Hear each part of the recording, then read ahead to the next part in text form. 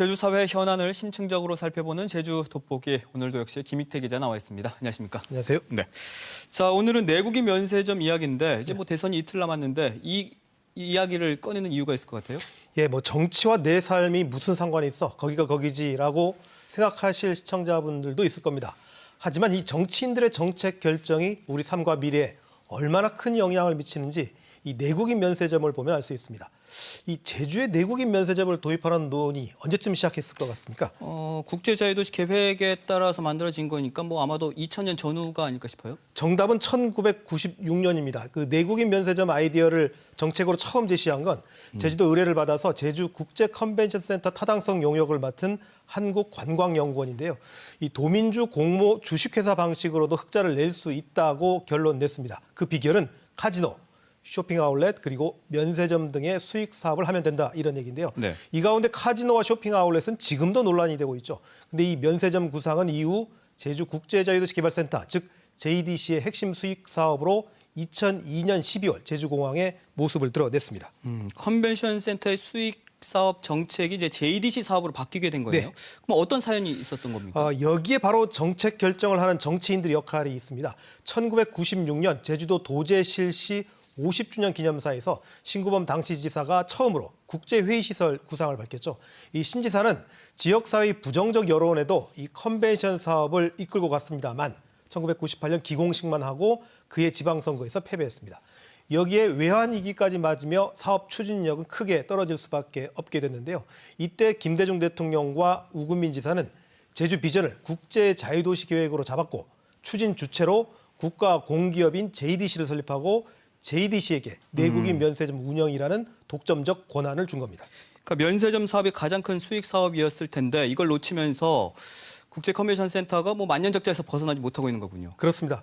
물론 컨벤션 센터는 관광 인프라 시설이기 때문에 반드시 흑자를 내야 하는 건 아닐 겁니다. 하지만 제주도가 제일동포를 비롯한 도민들에게 약속을 하고도 이익 배당을 한 번도 하지 못한 건 비판받아 마땅합니다. 그래서 제주도가 뒤늦게나마 2년 전부터 개인 주주 4,000명의 주식을 사들이고 있죠. 네. 지난 2년간 지방비 35억 원을 투입했고 올해도 27억 원을 들여서 주식을 매입할 예정입니다. 네, 약속을 지키지 못한 데 대해서 제주도가 어떻게 보면 최소한의 책임을 지고 있는 것 같은데, 근데 당초 계획대로 컨벤션 센터가 그 내국인 면세점 운영 권한을 가져왔다면 지금 제주의 모습 어떻게 달라졌을까요? 같은 질문을 당시 컨벤션 센터 용역을 맡았던 한범수 현 경기대학교 교수에게 해봤는데요. 한 교수는 국토부 중심이 아닌 제주도 중심의 관광 개발을 할 수 있었을 것이다, 이렇게 말했습니다. 달라졌다라는 거네요. 그렇죠. 제주 비전의 주도권을 제주도가 주체적으로 쥐고 행사했을 것이라는 그런 설명입니다. 물론 2009년부터 컨벤션 센터에서 내국인 면세점이 운영되고 있죠. 이 면세점은 컨벤션 센터가 아니라 제주관광공사에서 운영하고 있습니다. 네. 관광공사는 지난해 500억 원대 매출에 50억 원 이상 순이익을 올린 것으로 좀 잠정 집계했습니다만 이 선발주자인 JDC 실적에 비하면 고전을 면치 못하고 있습니다. 그럼 JDC는 지금 얼마나 수익을 올리고 있습니까? 지난해만 하더라도 매출액이 사상 최고였다라는 소식을 전해드린 기억은 있는 것 같아요. 네, 맞습니다. 코로나19 상황에서 해외로 나가지 못한 관광객들이 제주로 몰려들면서 오히려 호황을 맞고 있죠.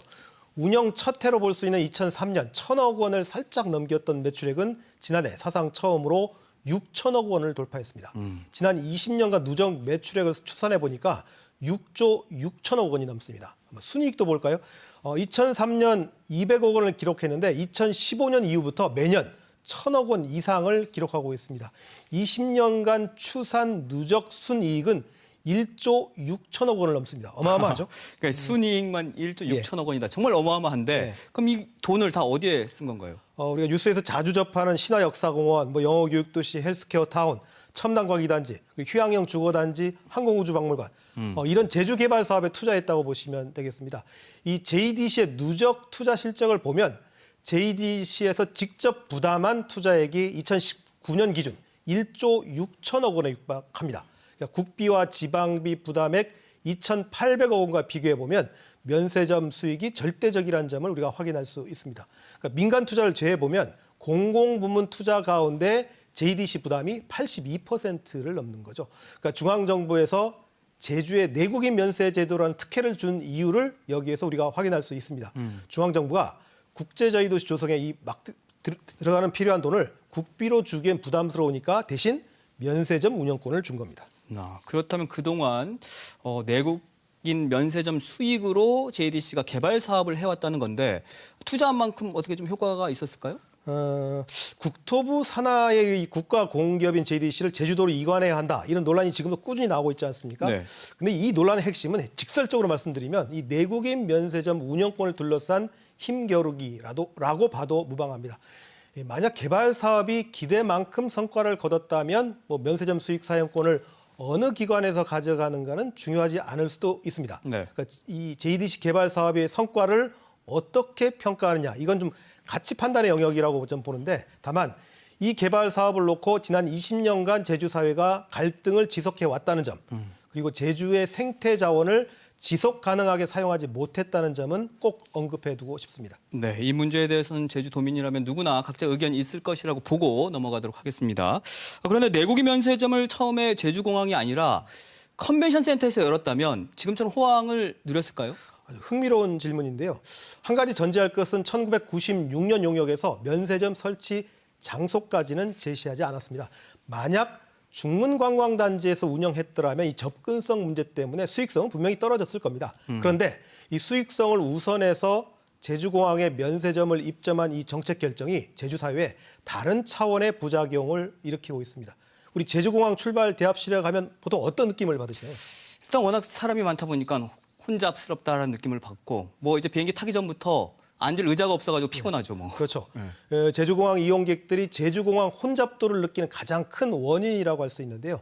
이 JDC 공항 면세점의 임대 면적이 3,600제곱미터, 축구장이 한 절반 정도 됩니다. 적지 않은 규모인데요. 이 관광을 산업적 측면에서 봤을 때 핵심 원칙 가운데 하나가 관광객들의 관광지 체류 시간을 늘려야 한다는 겁니다. 그러니까 관광지에서 최대한 돈을 쓸 수 있도록 하기 위해서인데요. 그런데 이 쇼핑 장소를 공항에 마련한 결과 오히려 관광객들을 제주도에서 빨리 내쫓는 꼴이 되고 말았습니다. 그러니까 면세점 쇼핑을 위해서 관광객들은 공항에 일찍 도착하고 그 탓에 대기 시간은 길어지면서 대합실은 더욱 혼잡해지는 이런 악순환 구조를 만든 겁니다.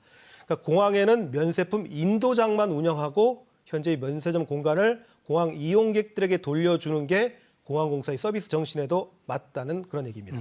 맞는 말씀이긴 한데 공항공사 입장으로 봤을 때 보면 수익성 그러니까 아예 수익성을 따지지 않을 수는 없는 것 아니겠어요? 그 점 때문인데요. JDC에서 이 공항공사에 내는 임대료가 만만치 않습니다. 이 사업 초기엔 면세점 매출액의 3% 그리고 지금은 매출액의 12.5% 수준을 임대료로 내는 것으로 알려져 있죠. 그러니까 매출액이 늘면 늘수록 임대료도 늘어나는 그런 구조입니다. 네. 그러니까 지난 한 해 임대료만 788억 원, 역대 최고입니다. 20년간 누적 임대료를 추산해 보니까 7천억 원을 넘었습니다. 그러니까 제주공항의 순수 매장 임대료 수익 가운데 JDC에서 낸 비중이 2020년 12월 기준으로 68.5%가 되더라고요. 네. 그러니까 사무실과 창고 등을 포함한 전체 임대료 수익으로 늘려봐도 JDC 임대료 비중은 무려 63% 수준에 이릅니다. 제주공항이 흑자공항이지 않습니까? 네. 그럼 여기에 JDC가 크게 기여를 했다 볼 수 있겠네요? 그렇죠. 1등 공신으로 볼 수 있습니다. 그러니까 2020년 코로나19 속에서 국내 모든 공항들이 적자를 내는 상황에서도 제주공항은 249억 원의 당기 순이익을 냈습니다. 그 지난해에도 상반기까지 당기 순이익 188억 원을 기록했습니다. 그러니까 JDC 면세점 임대료가 이런 실적에 큰 기여를 하고 있는 건데요. 그런데 흥미로운 점이 공항공사와 JDC 모두 국토교통부 산하에 있다는 겁니다. 그렇죠. 그러니까 심하게 말하면 내부자 거래라 이렇게 얘기할 수 있을까요? 그렇게 비판할 수도 있겠지만 그렇다고 제주공항을 적자로 또 운영할 수는 없지 않습니까? 당연한 말씀입니다. 문제는 이런 과정에 제주도가 영향력을 전혀 행사할 수 없는 구조가 만들어지고 말았다는 거겠죠. 그러니까 지방자치를 확대하는 역사적 흐름에 비춰봤을 때 특히 특별자치를 하는 제주도라면 수익권을 제주도가 쥐고 그 돈의 사용처에 대해서도 주도권을 가져야 하는데 네. 상황은 정반대라는 겁니다. 오히려 상대적인 불이익마저 받고 있습니다. 대표적인 게 교통시설 특별회계인데요. 국토교통부는 도로, 철도, 공항, 항만의 확충과 관리를 위해서 특별회계를 운영하고 있습니다. 그리고 여기서 공항에 대한 연간 집행액이 최대 8천억 원대에 이릅니다. 네. 그런데 가장 이용객이 많고 수익도 많이 나는 제주공항에 대한 집행 실적을 보면 아예 한 푼도 없는 해가 있을 정도입니다. 중앙정부가 제주공항에서 돈을 많이 벌어들임에도 불구하고 투자를 제대로 못하고 있다라는 뭐 하나의 사례가 될 수도 있겠네요. 그렇습니다. 이게 내국인 면세점 얘기를 하다 보니까 우리 제주공항에 대한 얘기로 넘어왔는데 이 정치인들이 원래 계획대로 컨벤션 센터에서 면세점 운영권을 갖도록 결정했다면 제주의 현재의 모습은 분명히 크게 변화했을 겁니다. 네, 모레 이제 대통령 선거 투표일인데 나의 한 표가 대한민국의 미래를 바꿀 수 있다는 점 잊지 마시고 꼭 투표하시면 좋을 것 같습니다. 자, 오늘 제주 돋보기 여기서 마무리하겠습니다. 고맙습니다.